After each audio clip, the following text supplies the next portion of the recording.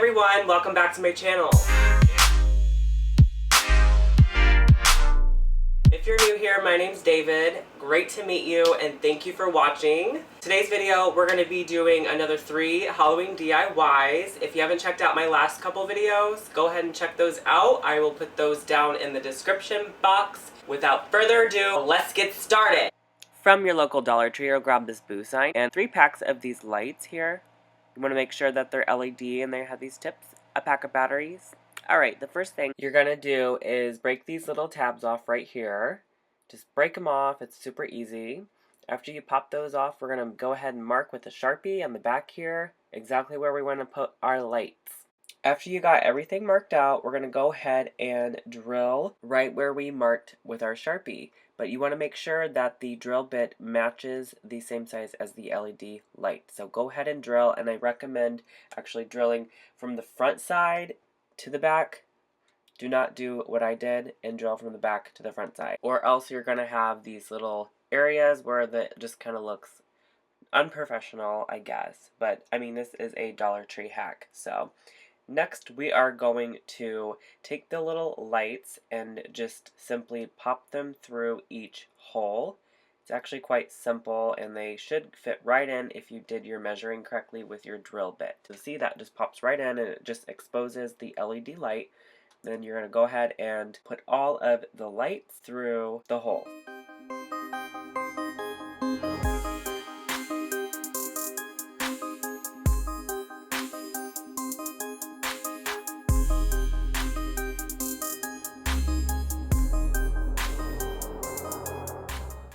Now all we're left is with these cords hanging here, so we're just going to flip it around and tape them up on the back here. And there you have it. I just used some duct tape, and I taped the boxes that have the batteries in it with the switch just on the back so that I'm actually able to set this down on the table and it will stand up on its own. So yeah, here it is.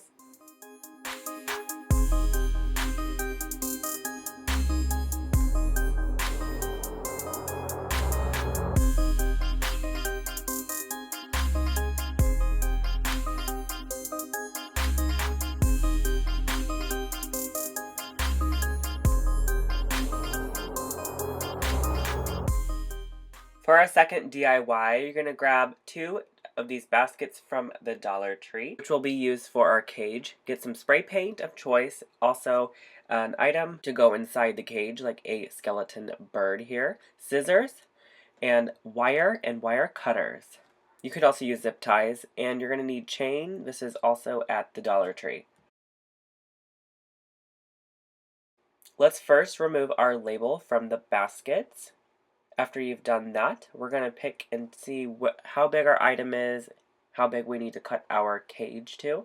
I picked the second one in here, and here they are cut. And then go ahead and spray paint these with the color you chose. I did it black with a metallic color with it to kind of give that iron was worn down look. I think it looks like a cage with the way I spray painted it. Now grab that wire, and we're going to cut like 3-inch pieces off the wire. After you've got several of these, we're going to bend them around here. And again, if you use zip ties, which is also at the Dollar Tree, it's much easier to do it with zip ties, but I chose the wire because I didn't really want to buy zip ties when I had wire on hand. And you'll also need to spray paint the zip ties.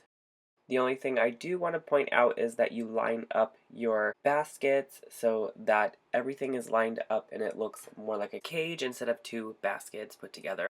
After you've attached several of these, after you get about 3 of them started, like here, then you can go ahead and place in your skeleton of choice, which was the bird. Now I'm just picking it up so you guys can see that all of it is attached all the way around. I went every other couple, so I didn't have to do a lot of wire. Now I'm using the chains I got, and I'm just going to make sure they're cut and ready to be pushed into the top of the cage. Just like this, you just snap it and push it in, and it should just pop right in. And you just want to make sure the other side is lined up right with it. And that's it for this DIY. We made a cage under $5.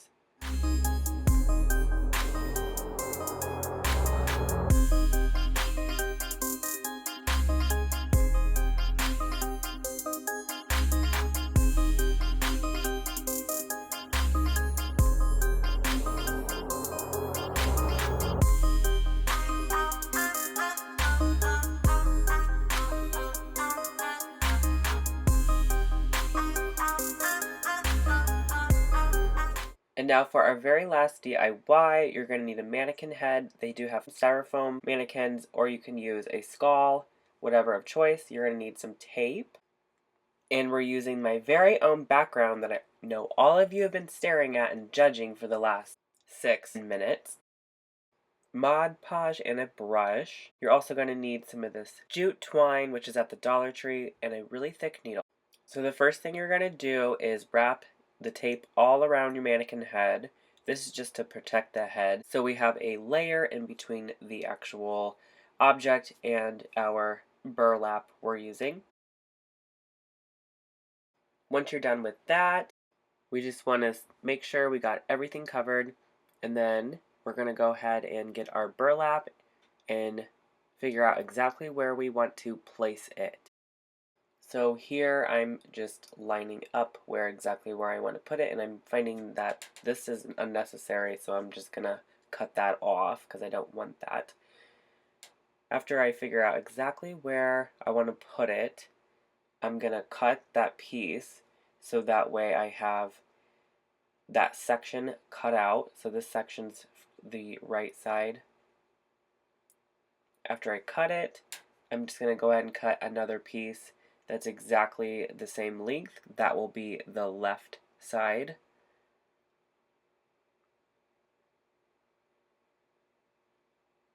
And then that bottom half I'm going to just use for the back side of the head.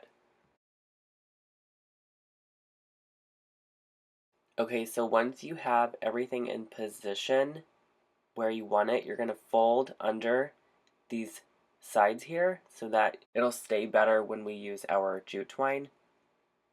So I'm just positioning exactly where I want it, and I want to make sure I press down everywhere, and I'm going to use thumbtacks to tack this down. And you're going to make sure wherever you want it, you want your sides to line up exactly. So I want a line going all the way around the head here that I'm going to stitch up with the jute twine. So I want to make sure that my pieces all line up, and I want one down the middle of the face as well. So everything is tacked down and ready to go.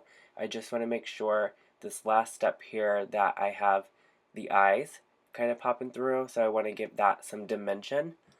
So I'm just going to press down to kind of create eyebrows in a way. I want it to look mean and mad since this is a scary mask I'm creating. And I'm just going to tack down exactly where that burlap needs to sit so that you can see that dimension with the eye.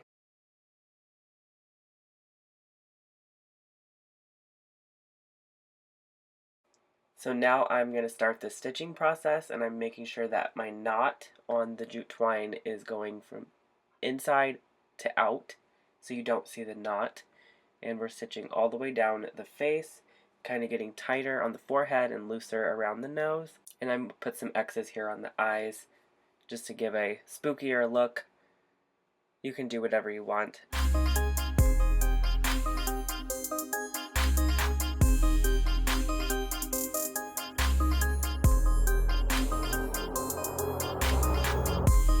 Now that you're done with that, I'm going to add some detail. So I'm going through with scissors or any sharp object, even your fingers if you would like. And I'm creating like a stretched areas in there to give that worn look.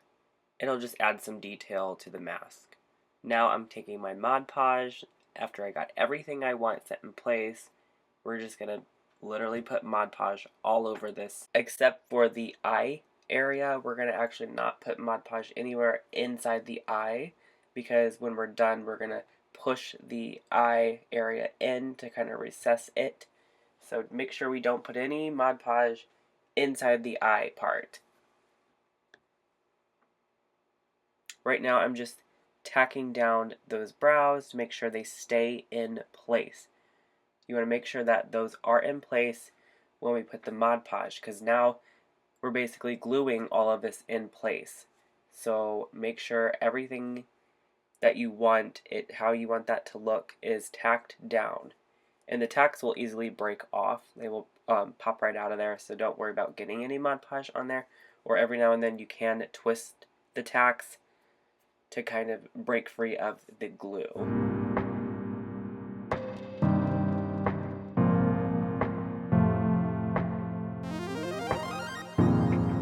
Once you are done, let this dry for 24 hours before touching it again.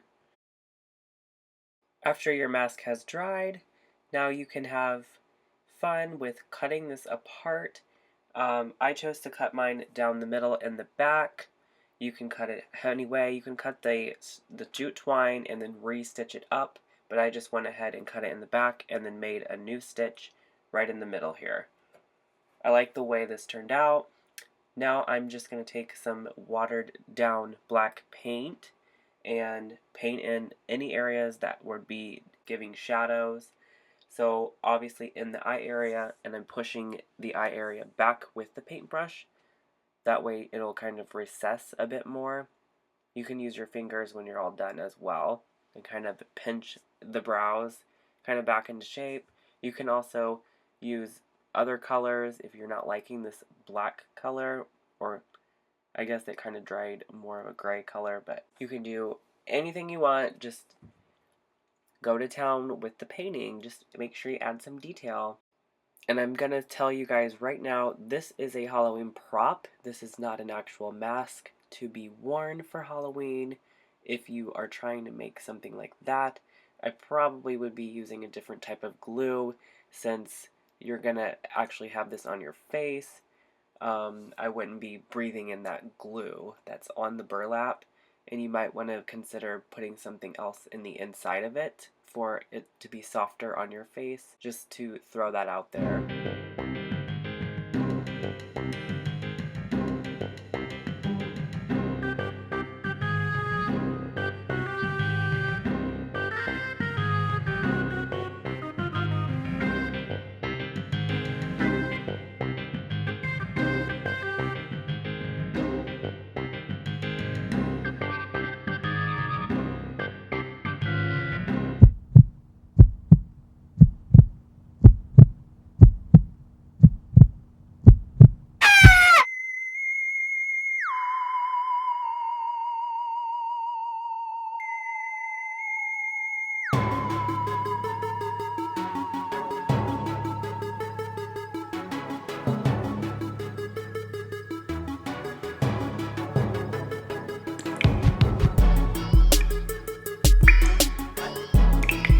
Thank you so much for watching.